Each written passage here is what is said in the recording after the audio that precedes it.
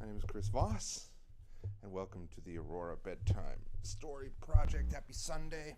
Hope you're doing okay. Trying to spiff things up a little bit here with a little bit of a jacket. Hope that's okay. Welcome back. Took a night off yesterday, and now back to the real deal with a couple more chapters from The Secret Garden. And we're going to introduce a new character today, and I'm going to have a little bit of excitement there, a little bit of a thickening of the plot, if you will. So, I'll get right to it. But before we do, let's do our deep breath. We do this every week night, just a moment to settle and get centered. And yeah, here we go. So on three, we'll do a deep inhale together. Helps me get a little centered as well. Ready? 1, 2, 3.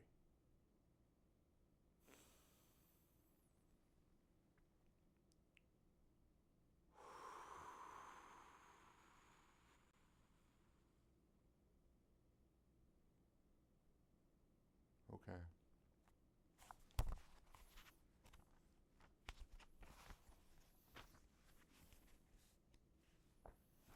So when we last left the story, Mary had finally gotten back to the secret garden to find that Dickon had left. But he'd left her a note that said, had a little drawing on it and said that he would be back. So that's sort of where we pick things up here. Chapter 13 of The Secret Garden. I am Colin.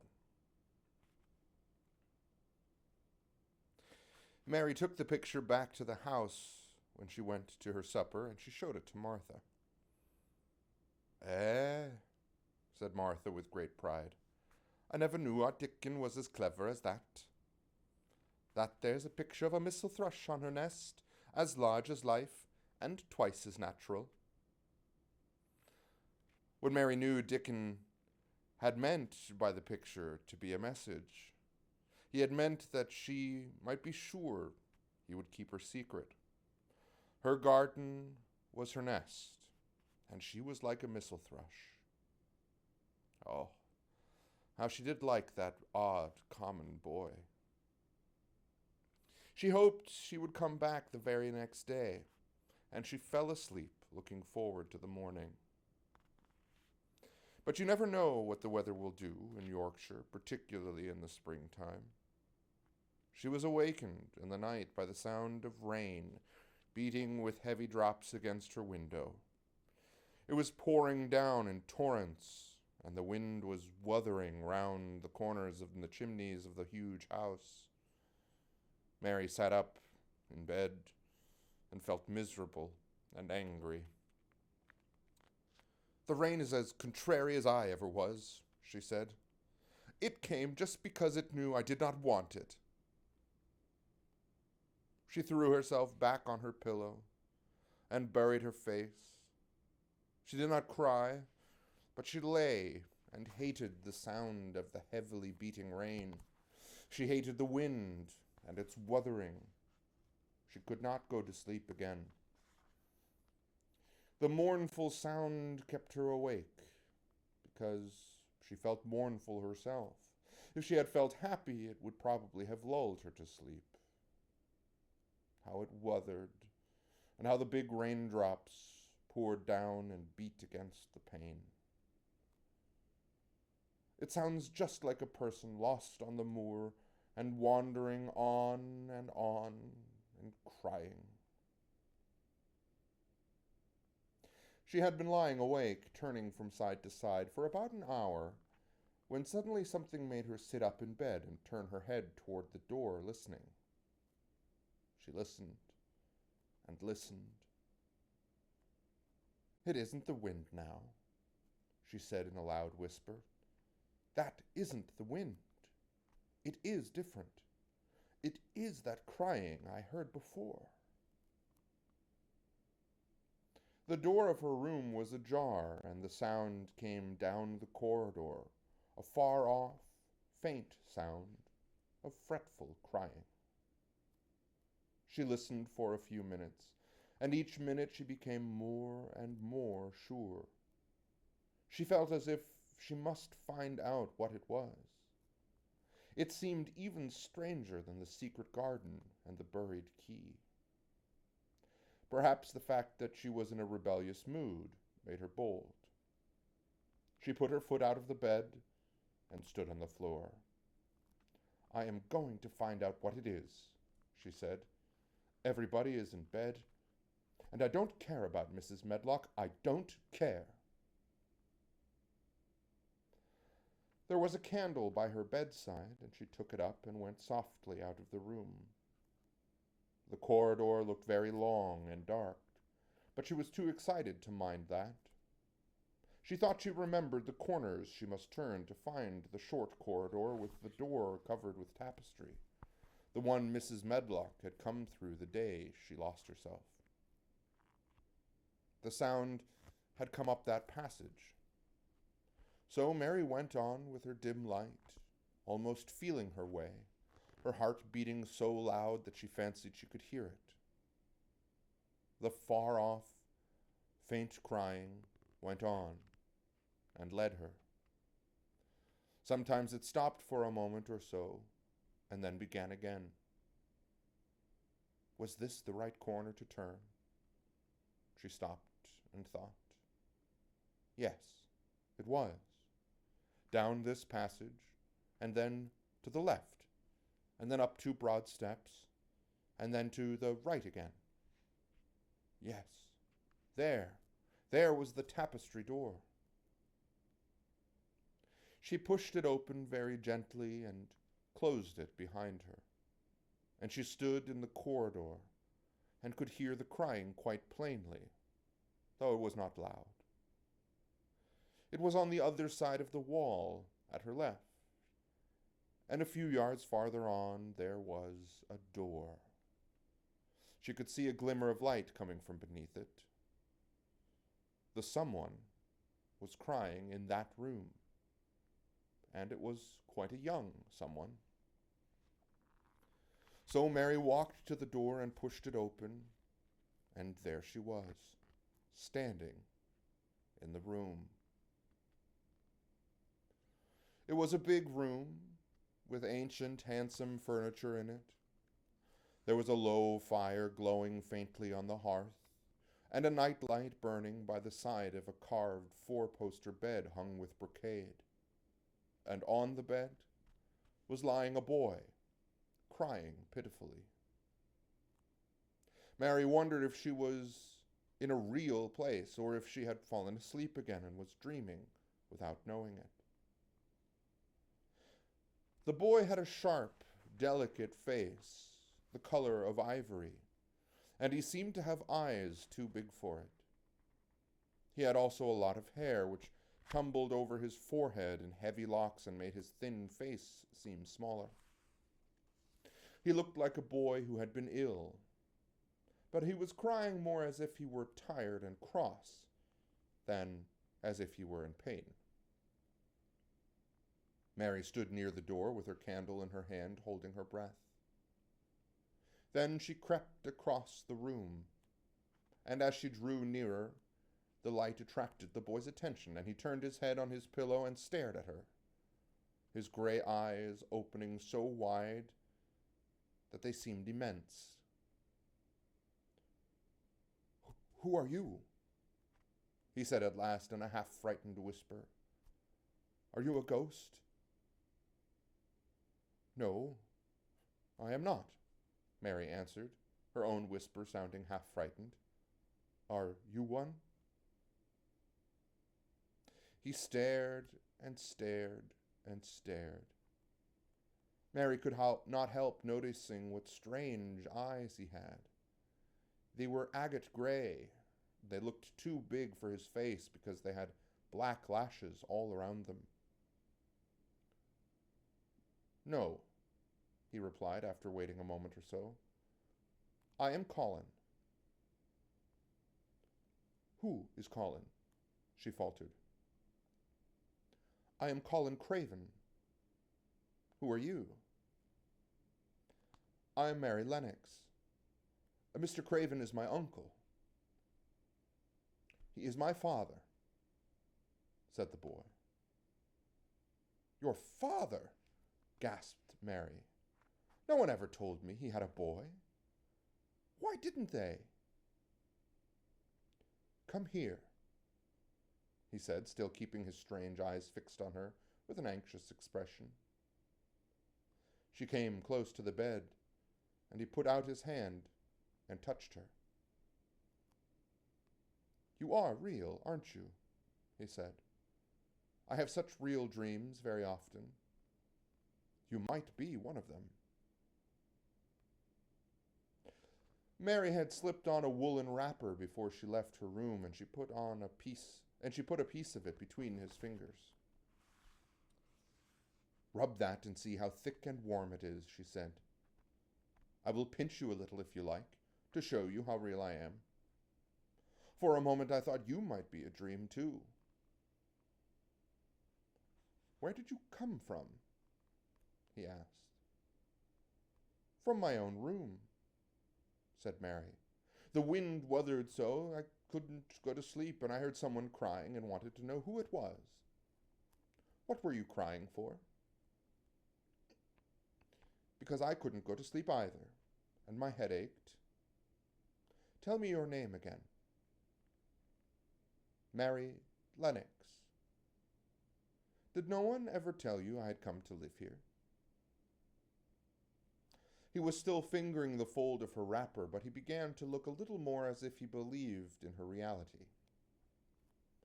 No, he answered. They daren't. Why? Asked Mary. Because I should have been afraid that you would see me. I won't let people see me and talk me over. Why? Mary asked again, feeling more mystified every moment. Because I am like this always, ill and having to lie down. My father won't let people talk me over either. The servants are not allowed to speak about me. If I live, I may be a hunchback. But I shan't live. My father hates to think I might be like him. What an odd house this is, said Mary. What an odd house. Everything is a secret. Rooms are locked up and gardens are locked up. And you. Have you been locked up? No. I stay in this room because I don't want to be moved out of it. It tires me too much. Does your father come to see you? Mary ventured. Sometimes. Generally when I'm asleep. He doesn't want to see me. Why? Mary could not help asking again. A sort of angry shadow passed over the boy's face. My mother died when I was born, and it makes him wretched to look at me. He thinks I don't know, but I've heard people talking.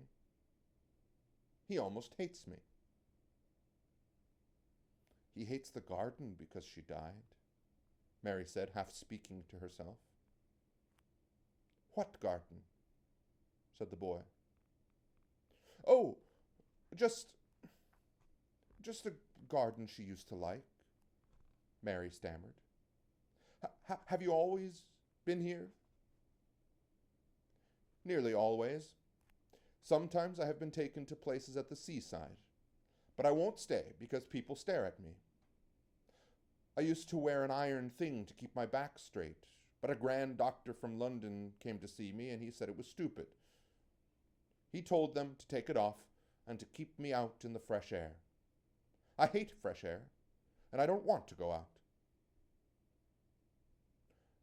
I didn't when I first came here, said Mary. Why do you keep looking at me like that? Because of the dreams that are so real, he answered rather fretfully. Sometimes, when I open my eyes, I don't believe I am awake. We're both awake, said Mary. She glanced round the room with its high ceiling and shadowy corners and dim firelight. It looks quite like a dream, and it's the middle of the night, and everybody in the house is asleep. Everybody but us. We are wide awake. I don't want it to be a dream, the boy said restlessly. Mary thought of something all at once. If you don't like people to see you, she began, do you want me to go away? He still held the fold of her wrapper, and he gave it a little pull. No, he said. I should be sure you were a dream if you went. If you are real, sit down on that big footstool and talk. I want to hear about you. Mary put down her candle on the table near the bed and sat down on the cushioned stool. She did not want to go away at all. She wanted to stay in the mysterious, hidden away room and talk to the mysterious boy. What do you want me to tell you? She said. He wanted to know how long she had been at Misselthwaite. He wanted to know which corridor her room was on. He wanted to know what she had been doing, if she disliked the moor as he disliked it, where she had lived before she came to Yorkshire. She answered all these questions and many more, and he lay back on his pillow and listened. He made her tell him a great deal about India and her voyage across the ocean. She found out that because he had been an invalid, he had not learned things as other children had. One of his nurses had taught him to read when he was quite little, and he was always reading and looking at pictures and splendid books. Though his father rarely saw him when he was awake, he was given all sorts of wonderful things to amuse himself with. He never seemed to have been amused, however. He could have anything he asked for, and was never made to do anything he did not want to do. Everyone is obliged to do what pleases me, he said, indifferently. It makes me ill to be angry. No one believes I shall live to grow up. He said it as if he was so accustomed to the idea that it ceased to matter to him at all. He seemed to like the sound of Mary's voice. As she went on talking and listening in a drowsy, interested way, once or twice she wondered if he were not gradually falling into a doze. But at last he asked a question which opened up a new subject. How old are you? He asked. I am 10, answered Mary, forgetting herself for a moment. And so are you. How do you know that? He demanded in a surprised voice. Because when you were born, the garden door was locked and the key was buried, and it has been locked for 10 years. Colin half sat up, turning towards her, leaning on his elbows. What garden door was locked? Who did it? Where was the key buried? He exclaimed, as if he were suddenly very much interested. It was the garden Mr. Craven hates, said Mary nervously. He locked the door. No one knew where the key was buried. What sort of garden is it? Colin persisted eagerly. No one has been allowed to go into it for 10 years, was Mary's careful answer. But it was too late to be careful. He was too much like herself. He too had had nothing to think about, and the idea of a hidden garden attracted him as it had attracted her. He asked question after question. Where was it? Had she ever looked for the door? Had she never asked the gardeners? They won't talk about it, she said. I think they have been told not to answer questions. I would make them, said Colin. Could you? Mary faltered, beginning to feel frightened. If you could make people answer questions, Who knew what might happen? Everyone is obliged to please me. I told you that, he said. If I were to live, this place would sometime belong to me. They all know that. I would make them tell me. Mary had not known that she herself had been spoiled, but she could see quite plainly that this mysterious boy had been. He thought that the whole world belonged to him. How peculiar he was, and how coolly he spoke of not living. Do you really think you won't live? She asked, partly because she was curious, and partly in hope of making him forget the garden.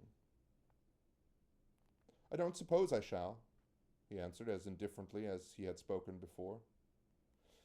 Ever since I remember anything, I have heard people say I shan't. At first they thought I was too little to understand, and now they think I don't hear, but I do. My doctor's father's cousin, he is quite poor, and if I die, he will have all Misselthwaite when my father is dead. I should think he wouldn't want me to live. Do you want to live? Inquired Mary. No, he answered in a cross, tired fashion. No, but I don't want to die. When I feel ill, I lie here and think about it until I cry and cry. I have heard you crying 3 times, Mary said, but I did not know who it was. Were you crying about that? She did so want him to forget about the garden. I dare say, he answered. Let us talk about something else. Talk about that garden. Don't you want to see it? Yes, answered Mary in quite a low voice. I do, he went on persistently. I don't think I ever really wanted to see anything before, but I want to see that garden. I want the key dug up. I want the door unlocked. I would let them take me there in my chair. That would be getting fresh air. I'm going to make them open the door. He had become quite excited, and his strange eyes began to shine like stars and look more immense than ever. They have to please me, he said. I will make them take me there, and I will let you go too. Mary's hands clutched each other. Everything would be spoiled. Everything. Dickon would never come back. She would never again feel like a missel thrush in a safe hidden nest. Oh, don't do that, she cried out. He stared as if he thought she had gone crazy. Why? He exclaimed. You said you wanted to see it. I do, she answered, almost with a sob in her throat. But if you make them open the door and take you in, like that, it will never be a secret again. He leaned still farther forward. A secret? He said. What do you mean? Tell me. Mary's words almost tumbled over one another. You see, she panted, if no one knows but ourselves, if there was a door hidden somewhere under the ivy, if there was, and we could find it, and if we could slip through it together and shut behind us, and no one knew anyone was inside, and we called it our garden and pretended that we were missel thrushes and it was our nest, and if we played there almost every day and dug and planted seeds and made it all come alive. Is it dead? He interrupted her. It soon will be if no one cares for it, she went on. The bulbs will live, but the roses. He stopped her again, as excited as she was herself. What are bulbs? He put in it quickly. They are daffodils and lilies and snowdrops. They are working in the earth right now. pushing up green pale points because the spring is coming. Is the spring coming? He said.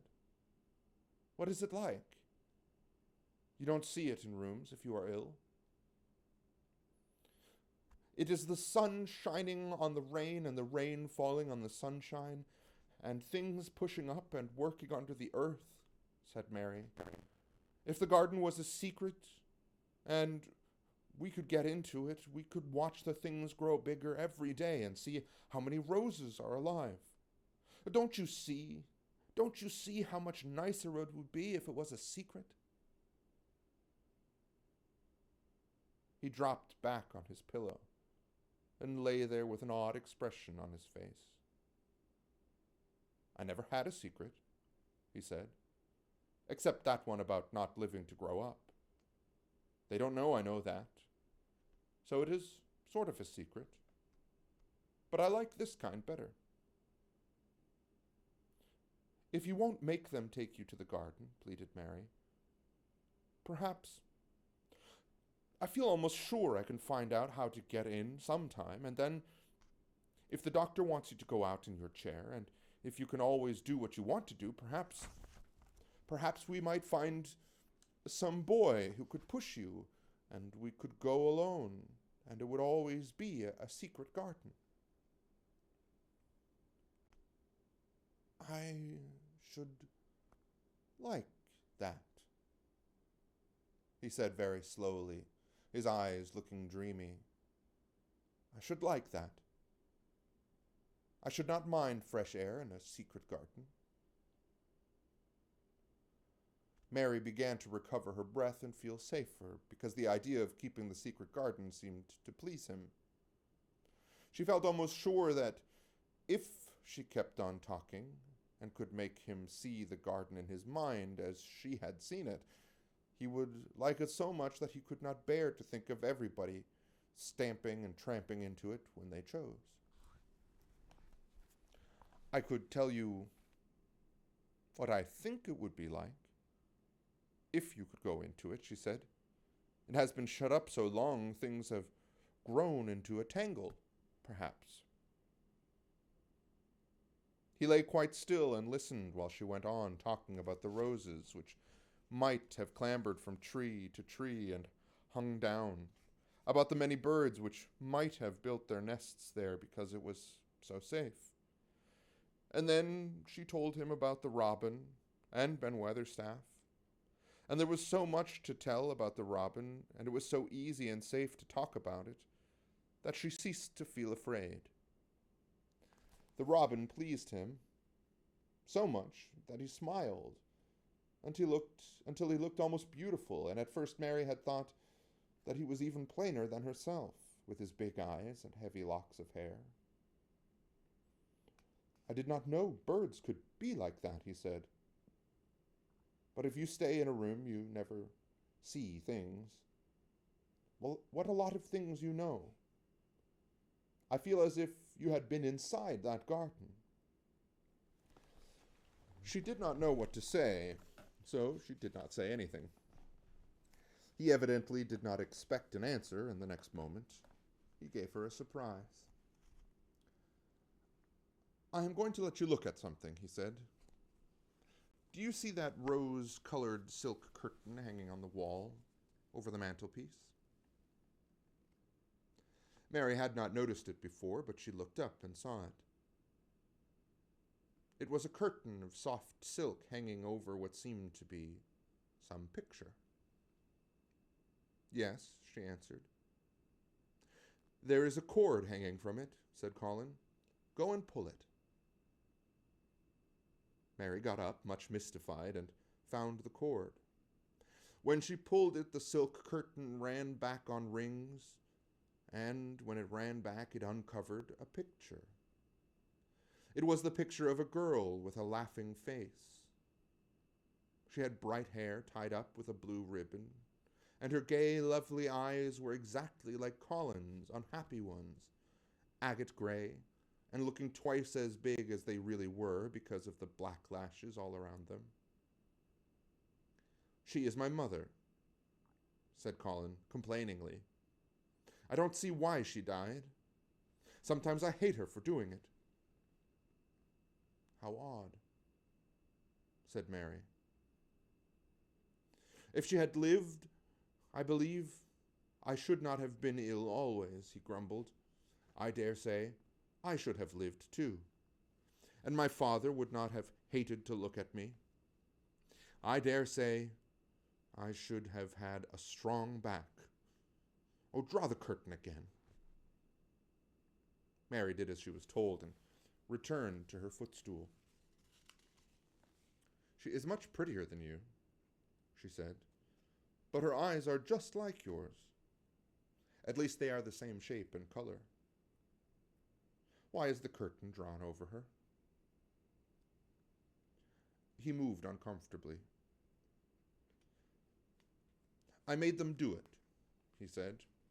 "Sometimes I don't like to see her looking at me. She smiles too much when I am ill and miserable.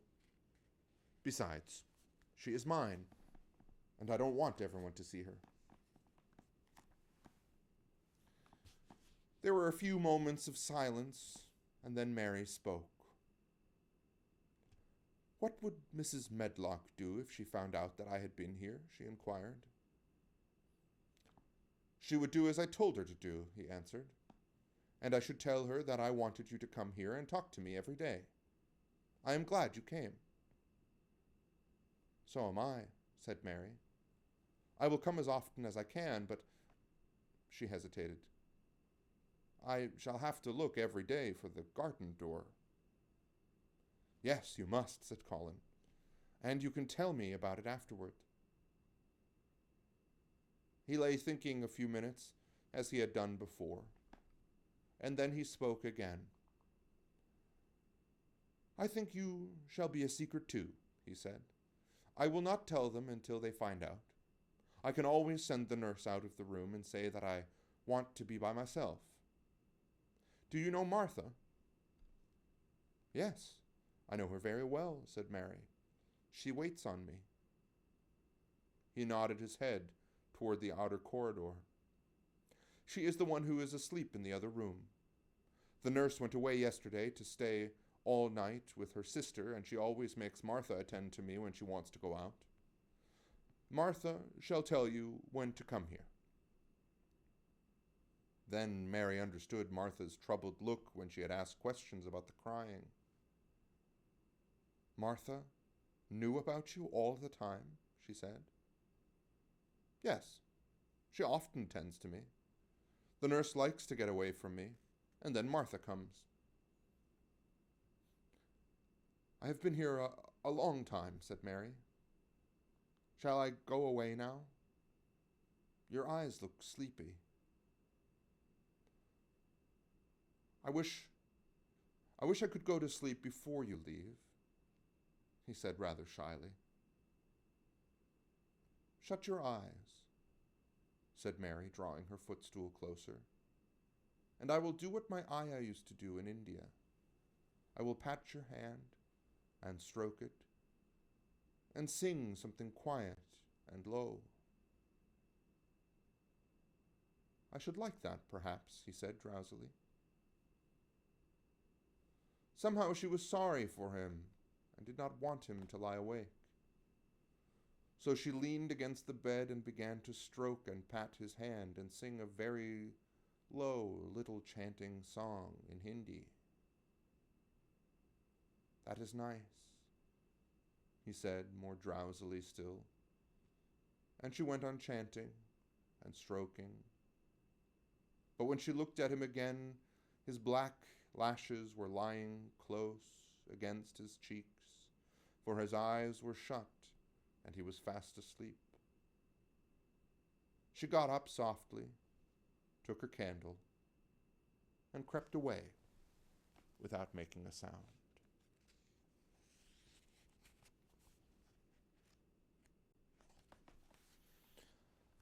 A Young Rajah, Chapter 14. The moor was hidden in mist when the morning came, and the rain had not stopped pouring down. There could be no going out of doors. Martha was so busy that Mary had no opportunity to talk to her, but in the afternoon she asked her to come and sit with her in the nursery. She came, bringing the stocking she was always knitting when she was doing nothing else. "What's the matter with thee?" she asked as soon as they sat down. "Thou looks as if thou'd something to say." "I have," said Mary. "I have found out what the crying was." Martha let her knitting drop on her knee and gazed at her with startled eyes. "Thou hasn't," she exclaimed. "Never, thou hasn't." "I heard it in the night," Mary went on, "and I got up and went to see where it came from. It was Colin. I found him." Martha's face became red with fright. "Oh, Miss Mary," she said, half crying, "thou shouldn't have done it. Thou shouldn't. Thou get me in trouble. I never told thee nothing about him, but thou get me in trouble. I shall lose my place. And what'll mother do?" "You won't lose your place," said Mary. "He was glad I came. We talked and talked, and he said he was glad I came." "Was he?" cried Martha. "Art thou sure? Thou doesn't know what he's like when anything vexes him. He's a big lad to cry like a baby, but when he's in a passion he'll fair scream just to frighten us. He knows us daren't call our souls our own." "He wasn't vexed," said Mary. "I asked him if I should go away, and he made me stay. He asked me questions, and I sat on a big footstool and talked to him about India and about the robin and gardens. He wouldn't let me go. He let me see his mother's picture. Before I left him, I sang him to sleep." Martha fairly gasped with amazement. "I can scarcely believe thee," she protested. "It's as if thou walked straight into a lion's den. If he'd been like he is most times, he'd have thrown himself into one of his tantrums and roused the house. He won't let strangers look at him." "He let me look at him. I looked at him all the time, and he looked at me. We stared," said Mary. "I don't know what to do," cried agitated Martha. "If Mrs. Medlock finds out, she'll think I broke orders and told thee, and I shall be packed away to mother." "He is not going to tell Mrs. Medlock anything about it yet. It's to be a sort of secret, just at first," said Mary firmly. "And as everybody is obliged to do as he pleases." "Aye, that's true enough. The bad lad," sighed Martha, wiping her forehead upon her apron. "And because of that he says Mrs. Medlock must. And he wants me to come and talk to him every day. And you are to tell me when he wants me." "Me," said Martha. "I shall lose my place. I shall for sure." "You can't if you are doing what he wants to do, and everybody is ordered to obey him," Mary argued. "Does thee mean to say," cried Martha with wide-opened eyes, "that he was nice to thee?" "I think he almost liked me," Mary answered. "Then thou must have bewitched him," decided Martha, drawing a long breath. "Do you mean magic?" inquired Mary. "I've heard about magic in India, but I can't make it. I just went into his room, and I was so surprised to see him I stood and stared. And when he turned round and stared at me, and thought I was a ghost or a dream, and I thought perhaps he was, and it was so queer being there alone together in the middle of the night and not knowing each other, and not knowing about each other. And we began to ask questions, and when I asked him if I must go away, he said I must not." "The world's coming to an end," gasped Martha. "What is the matter with him?" asked Mary. "Nobody knows for sure or certain," said Martha. "Mr. Craven went off his head like when he was born. The doctors thought he'd have to put him in an asylum. It was because Mrs. Craven died, like I told you. He wouldn't set eyes on the baby. He just raved and said it'd be another hunchback like him, and it'd better die. Is Colin a hunchback? Mary asked. He didn't look like one. He isn't yet, said Martha. But he began all wrong. Mother said that there was enough trouble raging in the house to set any child wrong. They was afraid his back was weak, and they've always been taking care of it, keeping him lying down and not letting him walk. Once they made him wear a brace, but he fretted so. He was downright ill. Then a big doctor came to see him and made him take it off. He talked to the other doctor quite rough, in a polite way. He said there'd been too much medicine and too much letting him have his own way. I think he's a very spoiled boy, said Mary. He's the worst young knot as ever was, said Martha. I won't say as he hasn't been ill a good bit. He's had coughs and odd colds and nearly killed him 2 or 3 times. Once he had rheumatic fever and once he had typhoid. Mrs. Medlock did get a fright then. He'd been out of his head, and she was talking to the nurse thinking he didn't know nothing. And she said, he'll die this time, sure enough, and best thing for him and everybody else. And she looked at him, and there he was, with his big eyes open, staring at her as sensible as she was herself. She didn't know what happened, but he just stared at her and says, you give me some water and stop talking. Do you think he will die? Asked Mary. Mother says there's no reason why any child should live that gets no fresh air and doesn't do nothing but lie on his back and read picture books and take medicine. He's weak and hates the trouble of being taken out of doors. And he gets cold so easy and says it makes him ill. Mary sat and looked at the fire. I wonder, she said slowly, if it would not do him good to go out into a garden and watch things growing. It did me good.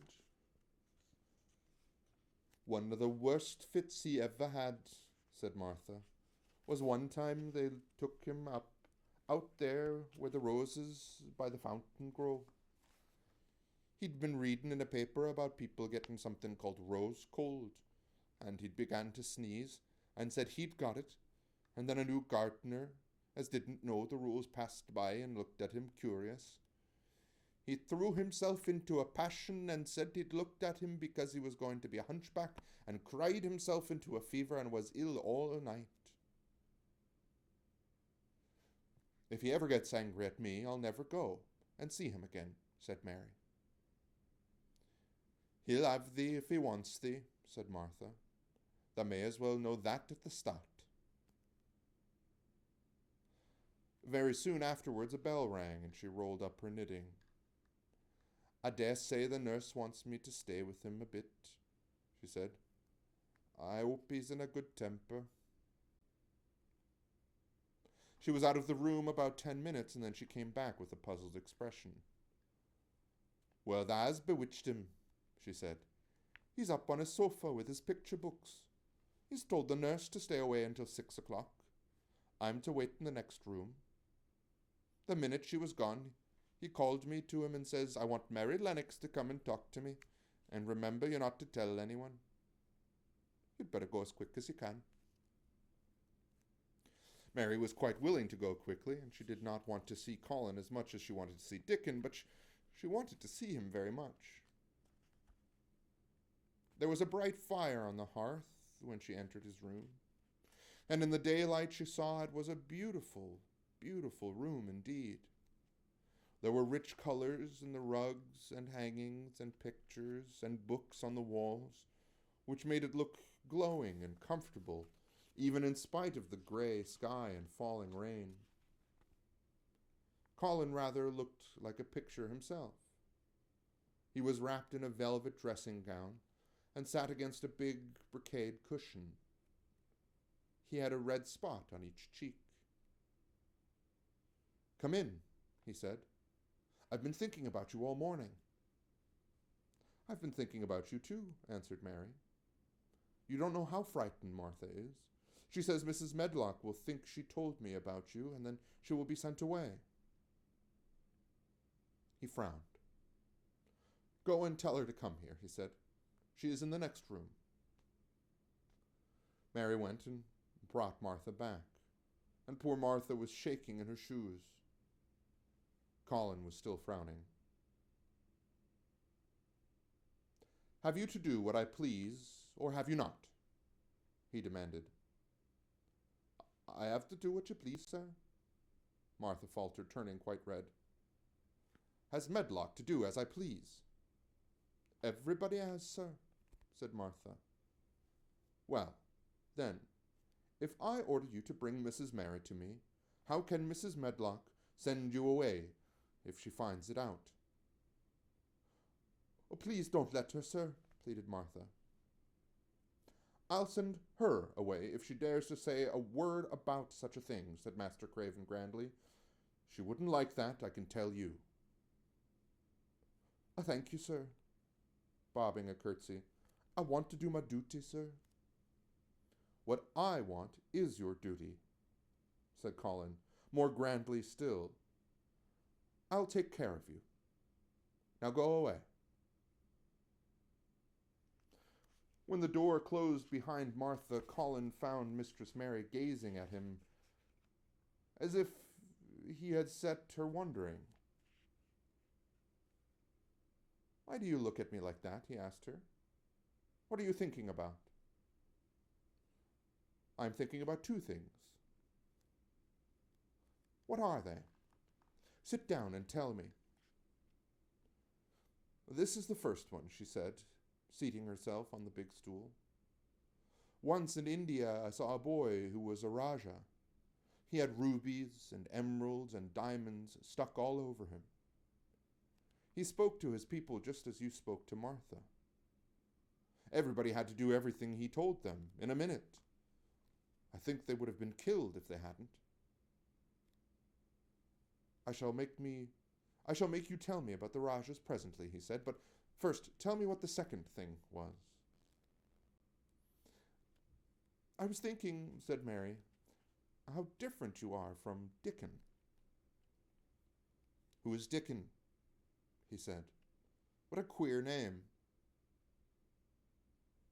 She might as well tell him, she thought. She could talk about Dickon without mentioning the secret garden. She had liked to hear Martha talk about him. Besides, she longed to talk about him. It would seem to bring him nearer. "Dickon is Martha's brother. He is 12 years old," she explained. "He is not like everybody else in the world. He can charm foxes and squirrels and birds just as anybody. He plays a very soft tune on a pipe, and they come and listen." There were some big books on a table at his side, and he dragged one suddenly toward him. "There is a picture of a snake charmer in this," he exclaimed. "Come and look at it." The book was a beautiful one with superb colored illustrations, and he turned to one of them. "Can he do that?" he asked eagerly. "He played on his pipe and they listened," Mary explained, "but he doesn't call it magic.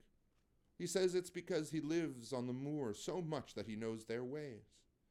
He says he feels sometimes as if he was a bird or a rabbit himself. He likes them so. I think he asked the robin questions. It seemed as if they talked to each other in soft chirps." Colin lay back on his cushion, and his eyes grew larger and larger, and the spots on his cheeks burned. "Tell me some more about him," he said. "He knows all about eggs and nests," Mary went on, "and he knows where the foxes and badgers and otters live. He keeps them secret so that other boys won't find their holes and frighten them. He knows about everything that grows or lives on the moor. Does he like the moor? Said Colin. How can he when it's such a great, bare, dreary place? It's the most beautiful place, protested Mary. Thousands of lovely things growing on it. And there are thousands of little creatures all busy building nests and making holes and burrows and chirping or singing or squeaking to each other. They are so busy and having such fun under the earth or in the trees or heather. It's their world. How do you know all that? Said Colin, turning on his elbow to look at her. I've never been there once, really, said Mary, suddenly remembering. I only drove over it in the dark. I thought it was hideous. Martha told me about it at first, and then Dickon. When Dickon talks about the moor, you feel as if you saw things and heard them, and as if you were standing in the heather with the sun shining and the gorse smelling like honey, and all full of bees and butterflies. You never see anything if you are ill, said Colin restlessly. He looked like a person listening to a new sound in the distance and wondering what it was. You can't if you stay in a room, said Mary. I couldn't go on the moor, he said in a resentful tone. Mary was silent for a minute, and then she said something bold. You might. Sometime. He moved as if he were startled. Go on the moor? How could I? I'm going to die. How do you know? Said Mary unsympathetically. She didn't like the way he had of talking about dying. She did not feel very sympathetic to it. She felt rather as if he almost boasted about it. Oh, I've heard it ever since I remember, he answered crossly. They always whisper about it and thinking I don't notice. They wish I would, too. Mistress Mary felt quite contrary. She pinched her lips together. If they wished I would, she said, I wouldn't. Who wishes you would? The servants. And of course Dr. Craven, because he would get Misselthwaite and be rich instead of poor. He daren't say so, but he always looks cheerful when I am worse. When I had typhoid fever, his face got quite fat. I think my father wishes it too. I don't believe he does, said Mary quite obstinately. That made Colin turn and look at her again. Don't you? He said. And then he lay back on his cushion and was still as if he were thinking. And there was quite a long silence. Perhaps they were both of them thinking strange things children do not usually think of. I like the Grand Doctor from London because he made them take the iron thing off, said Mary at last. Did he say you were going to die? No. What did he say? He didn't whisper, Colin answered. Perhaps he knew I hated whispering. I heard him say one thing quite aloud. He said, the lad might live if he would make up his mind to it. Put him in the humor. It sounded as if he was in a temper. I'll tell you who would put you in the humor, perhaps, Mary reflected. She felt as if she would like this thing to be settled one way or the other. I believe Dickon would. He's always talking about live things. He never talks about dead things or things that are ill. He's always looking up in the sky to watch birds flying or looking down at the earth to see something growing. He has such round blue eyes, and they are so wide open with looking about. And he laughs such a big laugh with his wide mouth, and his cheeks are as red as cherries. She pulled her stool nearer to the sofa, and her expression quite changed at the remembrance of the wide, curving mouth and wide open eyes. See here, she said. Don't let us talk about dying. I don't like it. Let us talk about living. Let us talk and talk about Dickon. And then we will look at your pictures. It was the best thing she could have said. To talk about Dickon meant to talk about the moor and about the cottage and the 14 people who lived in it on 16 shillings a week and the children who got fat on the moor grass like the wild ponies and about Dickon's mother and the skipping rope and the moor with the sun on it and about pale green points sticking out of the black sod. And it was all so alive that Mary talked more than she ever had talked before. And Colin both talked and listened, as if he had never done either before. And they both began to laugh over nothing, as children will when they are happy together. And they laughed so that in the end they were making as much noise as if they had been two ordinary, healthy, natural 2-year-old creatures, instead of a hard, little, unloving girl and a sickly boy who believed that he was going to die. They enjoyed themselves so much that they forgot about the pictures and they forgot about the time. They had been laughing quite loudly over Ben Weatherstaff and his robin, and Colin was actually sitting up as if he had forgotten about his week back when he suddenly remembered something. Do you know, there is one thing we have never once thought of, he said. We are cousins. It seemed so queer that they had talked so much and never remembered this simple thing that they laughed more than ever because they had got into the humor to laugh at anything.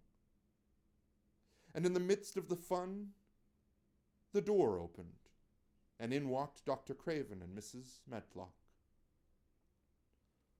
Dr. Craven started in actual alarm, and Mrs. Medlock almost fell back because she had accidentally bumped against him.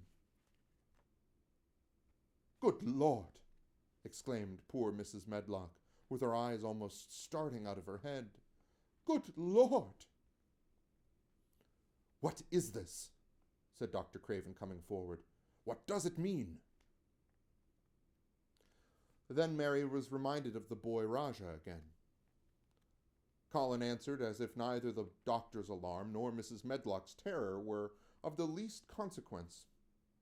He was a little disturbed or frightened, as if an elderly cat or dog had walked into the room. "This is my cousin, Mary Lennox," he said. "I asked her to come and talk to me. I like her. She must come and talk to me whenever I send for her." Dr. Craven turned reproachfully to Mrs. Medlock. "Oh, sir," she panted, "I don't know how it happened. There's not a servant on the place that dare to talk. They all have their orders." "Nobody told her anything," said Colin. "She heard me crying and found me herself. I am glad she came. Don't be silly, Medlock." Mary saw that Dr. Craven did not look pleased, but it was quite plain that he dare not oppose his patient. He sat down by Colin and felt his pulse. "I'm afraid there has been too much excitement. Excitement is not good for you, my boy," he said. "I should be excited if she kept away," answered Colin, his eyes beginning to look dangerously sparkling. "I am better. She makes me better. The nurse must bring up her tea with mine. We will have tea together." Mrs. Medlock and Dr. Craven looked at each other in a troubled way, but there was evidently nothing to be done. "He does look rather better, sir," ventured Mrs. Medlock. "But," thinking the matter over, "he looked better this morning before she came into the room." "She came into the room last night. She stayed with me a long time. She sang a song in Hindi to me, and it made me go to sleep," said Colin. "I was better when I wakened up. I wanted my breakfast. I want my tea now. Tell the nurse, Medlock." Dr. Craven did not stay very long. He talked to the nurse for a few minutes when she came into the room and said a few words of warning to Colin. He must not talk too much. He must not forget that he was ill. He must not forget that he was very easily tired. Mary thought there seemed to be a number of uncomfortable things he must not forget. Colin looked fretful and kept his strange, black lashed eyes fixed on Dr. Craven's face. "I want to forget it," he said at last. "She makes me forget it. That is why I want her." Dr. Craven did not look happy when he left the room. He gave a puzzled glance at the little girl sitting on a large stool. She had become a stiff, silent child again as soon as he entered, and he could not see what the attraction was. The boy actually did look brighter, however, and he sighed rather heavily as he went down the corridor. "They're always wanting me to eat things when I don't want to," said Colin as the nurse brought in the tea and put it on the table by the sofa. "Now, if you'll eat, I will. Those muffins look so nice and hot. Tell me about the Rajahs."